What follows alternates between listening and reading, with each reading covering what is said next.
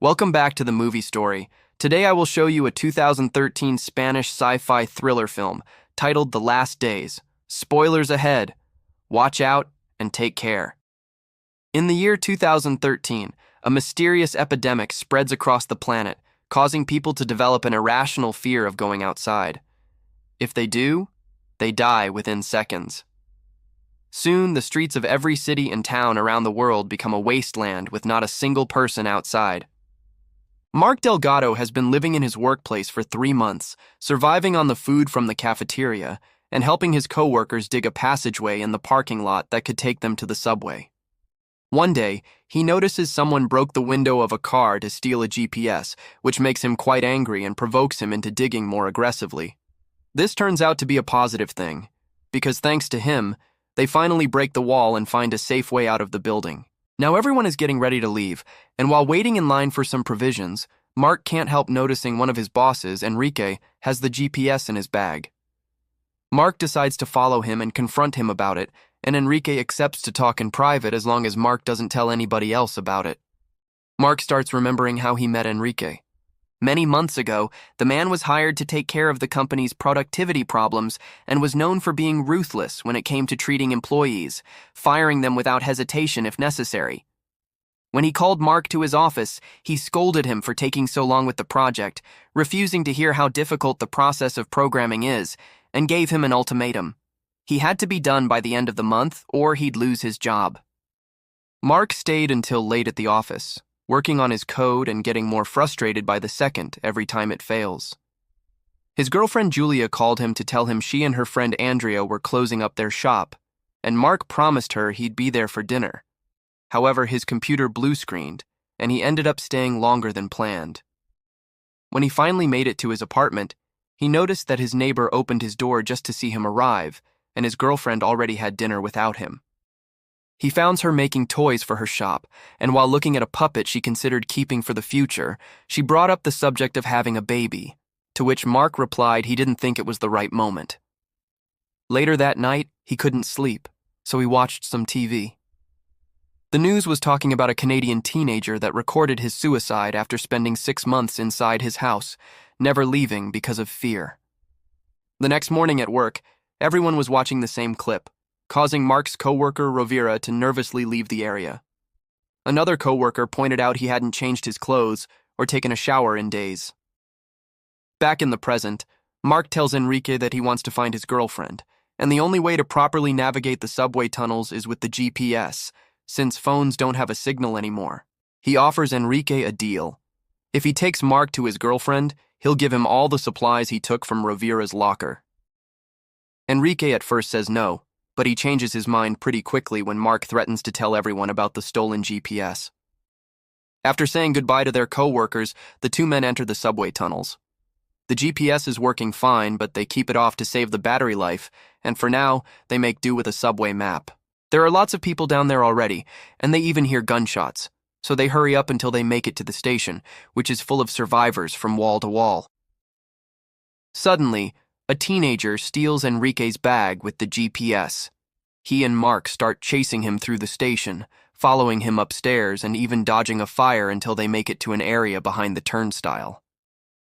The kid joins 3 men that include his brother, who is a former cop and carries a gun. As the city outside finally starts losing all its power, the cop makes them fall to their knees while his brother finds the GPS in the backpack. Then he comes closer to get Mark's bag as well.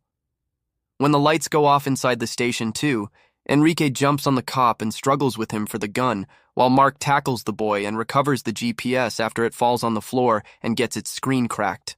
With the bag safe in his arms, Mark hides behind a column while Enrique manages to get the gun from the cop and kills him before wounding his partner with a shot as well. Then he joins Mark and together they run away, easily mixing themselves in the crowd thanks to the darkness that has now taken over the place.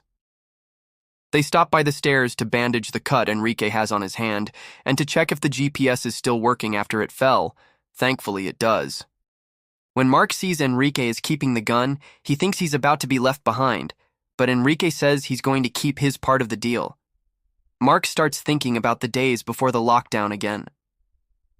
One morning, When he was leaving his apartment to go to work, he heard a big amount of flies inside his neighbor's place and noticed the door was open, so he went inside to see what was going on. He found the entire apartment filled with trash bags and a putrid smell that made him cough. His neighbor found him and attacked him with a knife, wondering why he came inside when he had never taken interest in him before and didn't even know his name.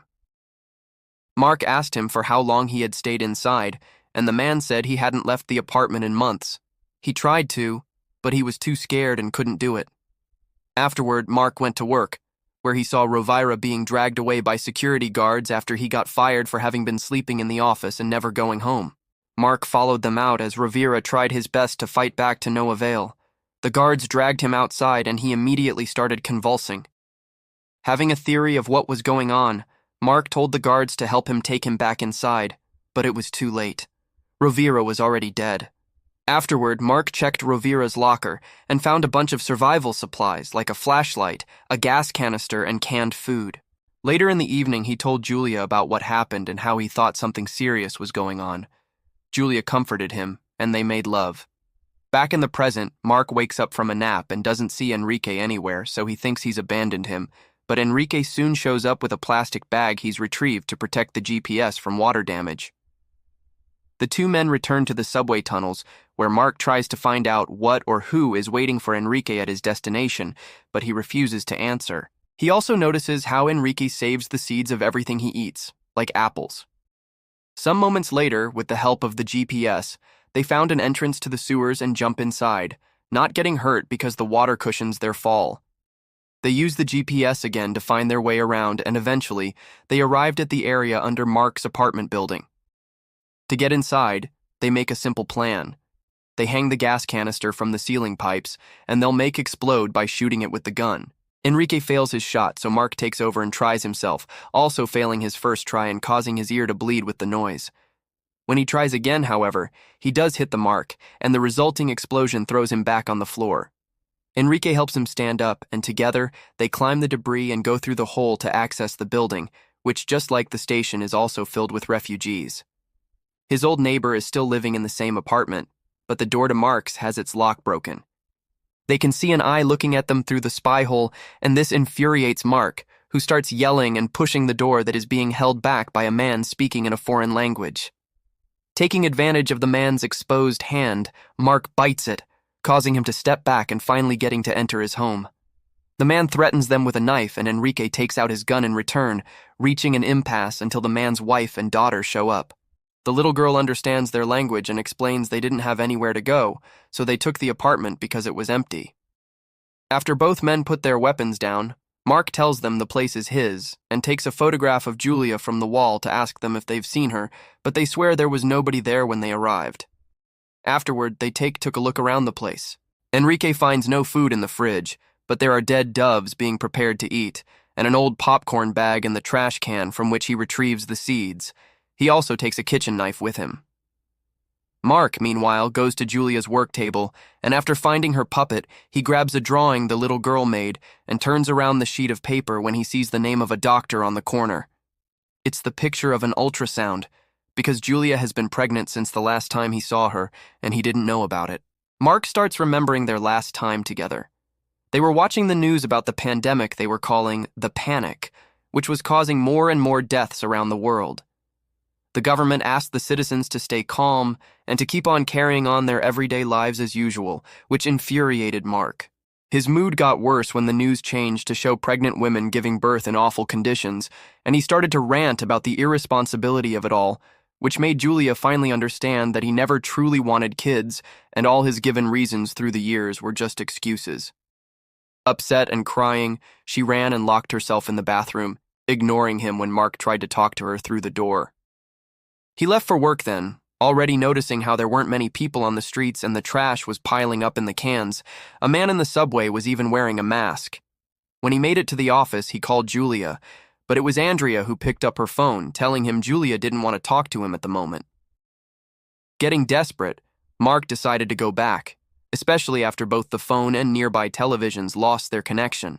However, as soon as he stepped outside, he started to feel sick, so he had to run back inside and stay there permanently. Back in the present, it has started to rain, So Mark and Enrique help the family gather water by using an old stretcher. Soon, people all over the city are using sticks to put buckets and pots under the rain to refill their water reserve. In the evening, Enrique carves 2 spears out of broomsticks, and Mark fills various bottles with the newly acquired water. He also puts Julia's puppet in his bag. They get back into the sewers in the morning, and when they reach a split, they argue over what way to choose. Mark wants to go to the mall where Julia used to work to see if she's there, but Enrique refuses, saying his deal was only to take him to his apartment, and it isn't his fault she wasn't there when they arrived. He even takes out his knife to defend himself and wonders aloud if Julia is even alive, which makes Mark furious and causes him to jump on him to beat him up. In the struggle, Enrique drops the knife, and Mark drops the flashlight, which breaks when it hits the floor. The 2 men break up the fight, and Mark demands to know what Enrique has that could be more important than his wife and baby. So Enrique finally confesses he wants to go to the hospital his father has been staying at after he lost the capacity to move because of an embolism. He also tells Mark that he could come with him because once he reaches the hospital, the GPS can be his. After some hesitation, Mark accepts. The duo finds some stairs that take them inside a church. While looking around, they find a lighter and a hip flask with alcohol still in it, so they use both things plus some wood to start a fire. It seems the light has called someone's attention because they hear some noises nearby, so they grab their spears and go investigate. What they find at the back of the church is quite a surprise. It's a bear, who quickly starts chasing after them. Mark is about to reach the sewer stairs when he notices Enrique has fallen, and the bear is on him, so he decides to stay and help. He pokes the animal with his spear to get him off Enrique, who rushes back to their bonfire and lights a torch to keep the bear at bay. This isn't enough, however. The bear is advancing and pushing them towards the doors that would take them outside, so Mark comes up with the plan. He asks Enrique to drop the torch, and when he does, the bear uses the chance to jump on him. So Mark receives him with his spear pointed at him, causing the bear to impale itself on it. Both men can't help laughing when they find a tag that says the bear comes from the Barcelona Zoo. Moments later, they're eating the bear meat that they have roasted over the fire. Enrique thanks Mark for staying instead of escaping with the GPS and admits that before everything happened, he would have fired him even if he had finished the project on schedule. But this confession only makes them laugh again. Enrique also admits that he's worried that without his father, nobody will notice if he dies, and there are some important things he still needs to talk to him about.